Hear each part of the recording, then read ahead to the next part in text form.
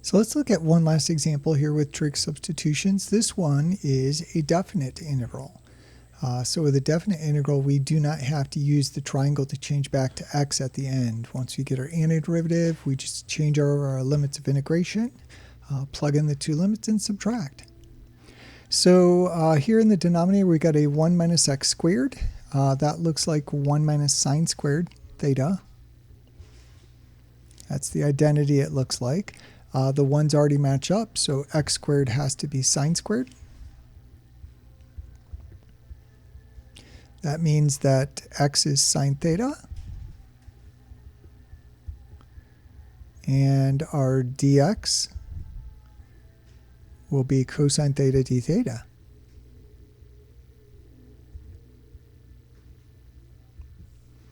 So this will be integral. On the top, we've got the x to the fourth.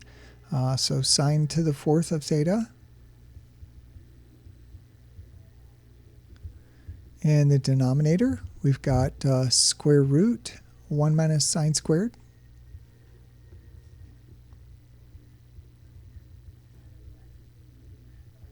And then our dx, cosine theta d theta.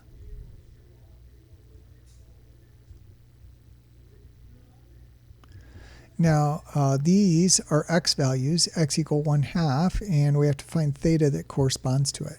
So if x is equal to 1/2, we plug that into our substitution here, which is sine theta. So if sine of theta is 1/2, that is telling us then that theta is inverse sine of 1/2. The angle whose sine is 1/2. And on the unit circle, sine is our y-coordinate, so on a y-coordinate of 1/2, which is right here at pi over 6. So this is pi over 6. And then our upper limit, root 3 over 2. So if x is equal root 3 over 2, and that's sine theta, then theta is going to be inverse sine, angle whose sine is root 3 over 2. And remember, we have to pick the angle that's between negative pi over 2 and pi over 2. We restrict ourselves here to the right half of the unit circle. So y-coordinate of root 3 over 2 right there, and pi over 3. So that's pi over 3. So lower limit here, pi over 6. And upper limit, pi over 3. So now let's continue simplifying here. So this will be integral pi over 6 to pi over 3. We've got that sine to the fourth on top.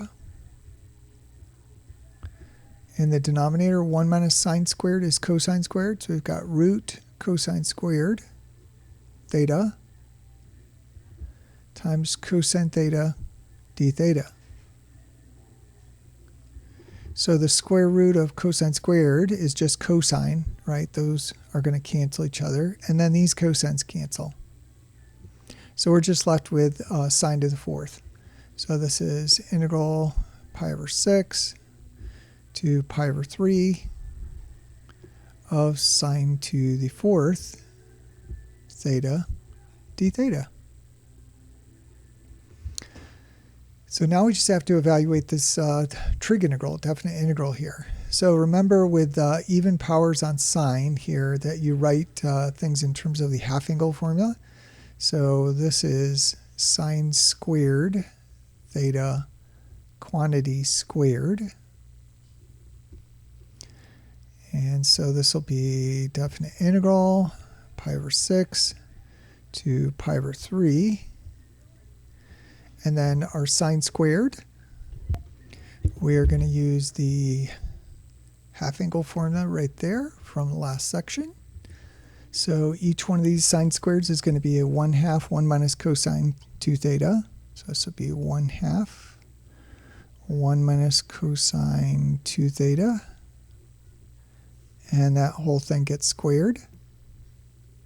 D theta. So integral pi over 6 to pi over 3. we are going to square the 1/2. That'll be a 1/4. Let's factor that out of the integral. And then what's left here, we want to FOIL out 1 minus cosine 2 theta times 1 minus cosine 2 theta.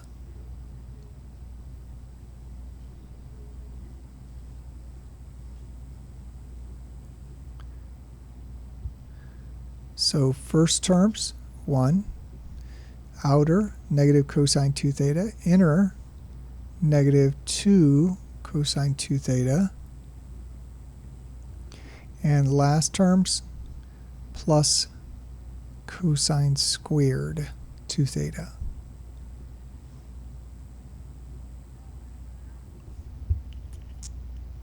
So these two pieces we know how to integrate. This one we have to do one more half angle formula. So we're not using this one, but we're using the cosine half angle formula, which is this one. So we're going to trade out that cosine squared 2 theta for a 1/2 1 plus cosine 4 theta. So whatever this angle is, this one's double. So since we're starting with 2 theta, this will be 4 theta. So we've got a 1/4 outside here. And then we're integral pi over 6 to pi over 3. 1 minus 2 cosine 2 theta. And then plus, let's see here, 1/2 times 1 would be 1/2. And 1/2 times cosine 4 theta.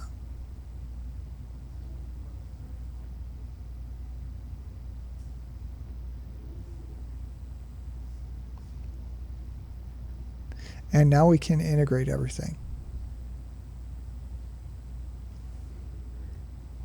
So you got a 1/4 on the outside. We will combine these two. So 1 plus 1/2 is 3/2. So the antiderivative there will be 3/2 theta minus antiderivative of 2 cosine 2 theta is sine 2 theta, right? You differentiate sine 2 theta, you get cosine 2 theta, and then times 2, the derivative of the inside, plus, I got 1/2. Antiderivative of cosine 4 theta is sine 4 theta, and instead of times 4, it's divide by 4, so times 1/4.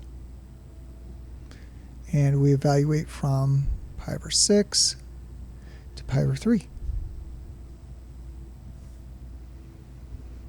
So we got a 1/4.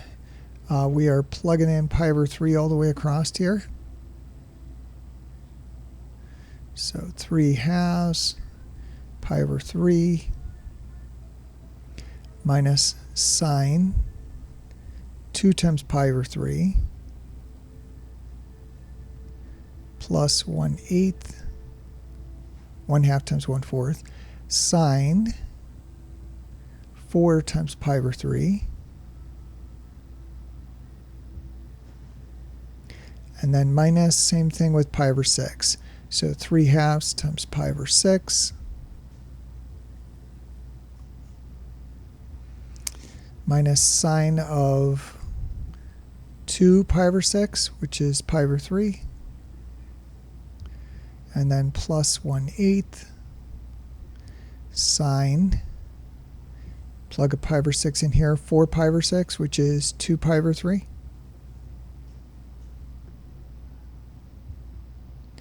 And now we just need to pull out the unit circle and plug in.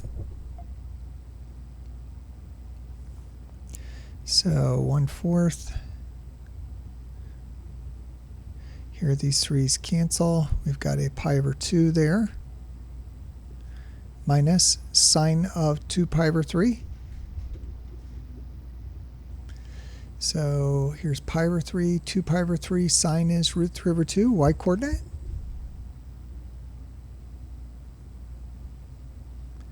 Plus 1/8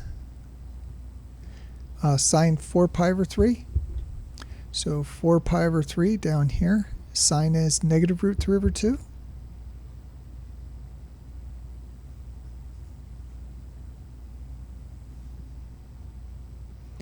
and we are subtracting. Let's see here, 3 goes into 6 twice, so pi over 4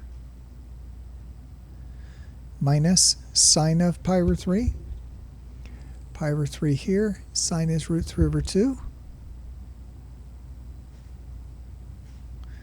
plus 1/8,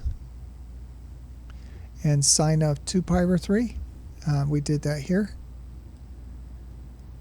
Sine 2 pi over 3 is also root 3 over 2.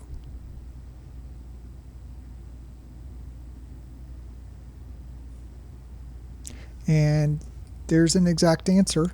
It's not pretty, it's not simplified, but we have an exact answer. So again, notice we got our antiderivative. We did not have to change back to x's here. We just plugged in our changed our limits to theta and plugged those in.